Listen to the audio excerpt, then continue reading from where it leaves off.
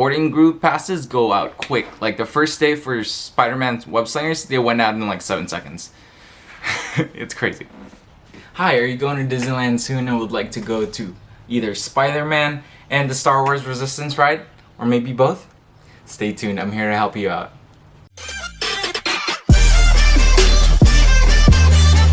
Step 1, make sure to download, and if you already downloaded it, update your Disneyland app. This is very crucial to your whole experience during your time at the parks. So with the Disneyland app, you guys are going to be able to do virtual queues, mobile ordering, check the wait times for every single ride. So those are the 3 most important things, especially with mobile ordering, because that's the only way for the majority of the time right now that you can order food.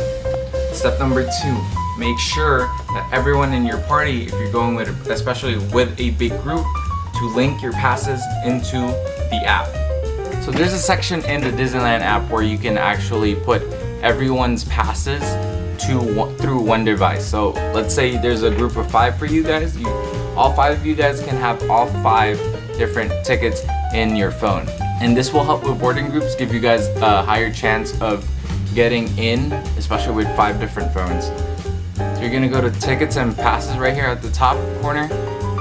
As you guys can see, mine is basically right there. That is my Legacy Pass holder discount code. You guys can still use your Legacy Pass holder discounts, either A or B, until June 30th. So go ahead and use that until we can, you know? When I got to my friend's house, I made sure that both his and my ticket were linked to my account and to his account, so that when the time comes to join a boarding group, we were able to just go and click the join boarding group button, and both of us were in that queue. Step number 3, know which park you're going to first. This is very important, especially for people who have park hoppers. If you have one park one day, you're totally fine. If you're going to DCA, you're only gonna focus on Webslingers, and then if you're going to Disneyland, you are definitely just gonna focus on Rise of Resistance. For my park hopper people, I started at Disneyland, so I want to make sure that I had a Star Wars Rise of Resistance boarding group first, and then at 12 p.m. get a Spider-Man Webslingers. In my case, I was able to do both rides, and I'm gonna tell you how. Step number 4, you want to make sure that everything is ready before 7 o'clock. So you have 2 boarding group times. You have a 7 a.m. and you can do it at home. You don't have to be at the park. And you have a 12 p.m. You can do it at home too if you want to go to Disneyland later. If you're just doing one park and you want to go later, 12 p.m. for the second boarding group. So you have 2 chances. So if you're doing one park, that's great, you have 2 chances, but you can only go to the ride once. But for park hoppers, just like my case, I wanted to go to both, especially because my friend has never gone to Star Wars Rise of Resistance, and of course I'm a huge Spider-Man fan, and I want to go to Webslingers as well. So we wanted to go both. Again, 7 a.m., 12 p.m. Make sure you guys are ready 10 minutes before those 2 times. For us, for the 12 p.m., we made sure we had a timer set at like 11:50 to remind us that, hey, you're about to do a boarding group time. We were actually in a line for a ride, Star Tours, and cast members were very understandable, and they were like, okay, yeah, you can just step aside, we'll let people go in front of you. So that's like my step 4 tip. Don't be in a ride, or don't be doing anything that's taking away from your attention from like boarding groups, especially if you really want to go to the ride, because boarding group passes go out quick. Like the first day for Spider-Man Webslingers, they went out in like 7 seconds.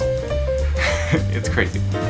And step number 5, you want to make sure that you do not join the boarding group line at 7 a.m. or 12 p.m. But wait, didn't you just say that you can only join a boarding group at 7 a.m. and 12 p.m.? Yeah, that's correct. But in the app, since everyone's trying to get in, there's a lag. And that thing that circles around to refresh your page takes longer. So what I do is, so I set my watch to a time interface that sets you my hour, my minute, and my seconds right there. So what I do, and it's very foolproof, I've tried in Star Wars and I've only gotten the 10th time when I did this, and ever since I've been able to get boarding passes. So for the 7 a.m.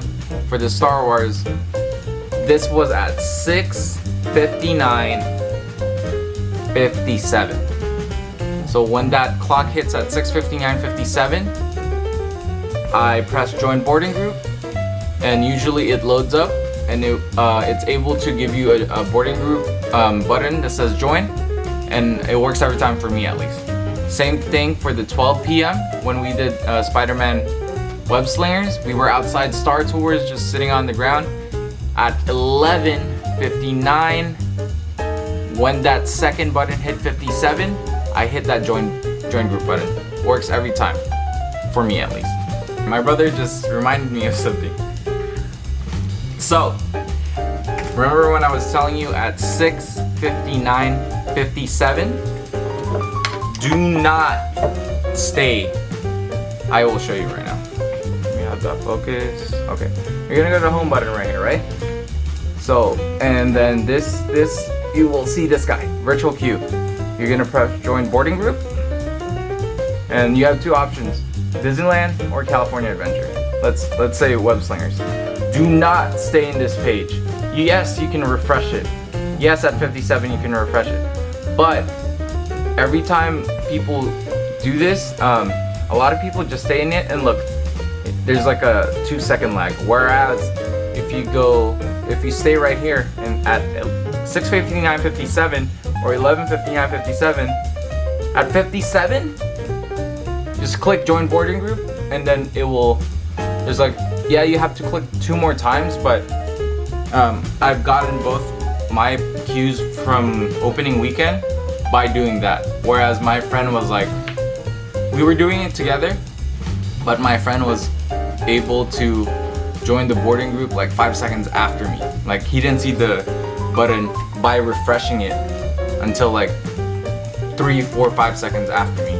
So at that time, make sure in this page, homepage, 11:59:57, 6:59:57, join boarding group, go to the part that you want to go to, or that you're in, and then join.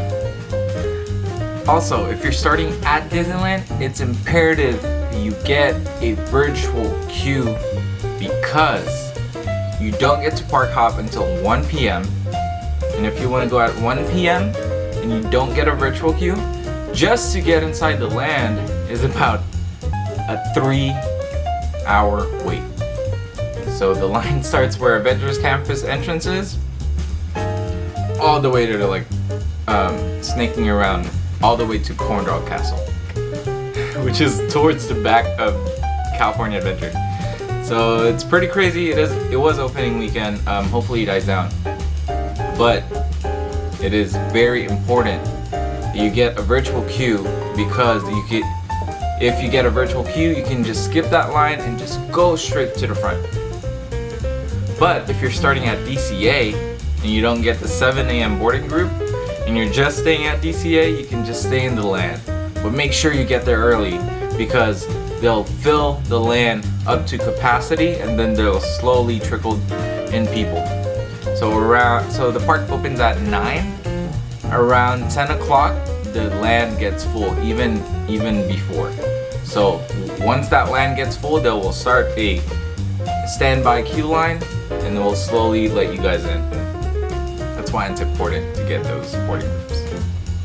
So hopefully that helps you guys, because I would like to have you guys experience the rides itself, especially if you're only going there for 1 day, because that's gonna be a waste, you know, if you don't. But there's a lot of people who want to go to this ride, especially because it's new, and I was fortunate enough to be able to ride it, and hopefully with this tip video you guys ride it as well.